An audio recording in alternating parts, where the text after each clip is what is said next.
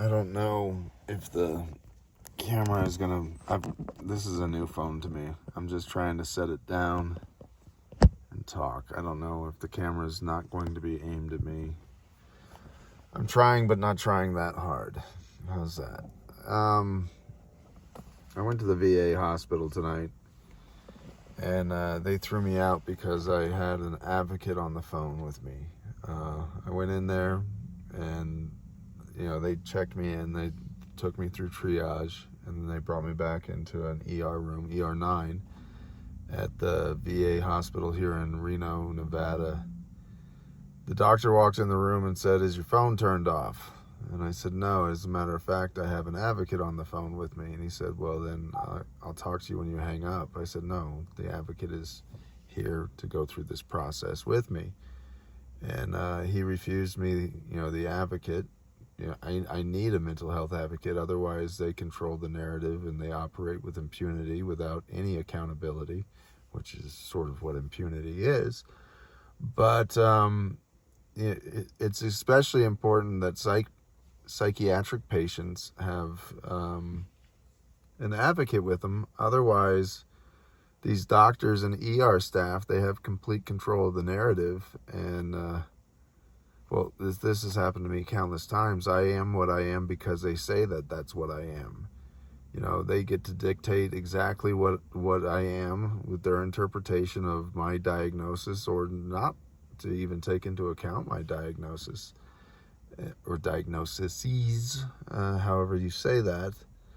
But I just did 5 days on the VA inpatient psych ward, and then got arrested the day that I got out, and did 3 days at Washoe County Jail, which time it was very rough incarceration. They didn't give me any of my medications. They did at the end, but they never gave them to me, in a timely manner in which I needed them, even though I had active prescriptions from that day from the VA.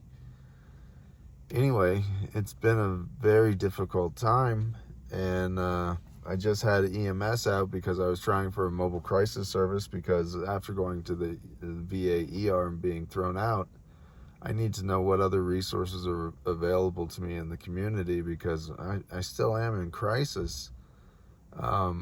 It's just a terribly uncomfortable place to be. It's not like I'm a threat to myself or others. I just need to figure out how to deal with, or effectively deal with, what I'm going through. And it's very difficult. Even though I live in my car, technically I'm still considered unsheltered homeless. And, being an honorably discharged veteran, I've been homeless essentially since 2017 in the community, that community being Clark County, Washington.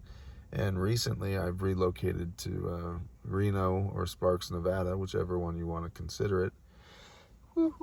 And I'm just not fucking doing well. And I've been having a lot of, Tourette symptoms, vocal outbursts, and mechanical tics.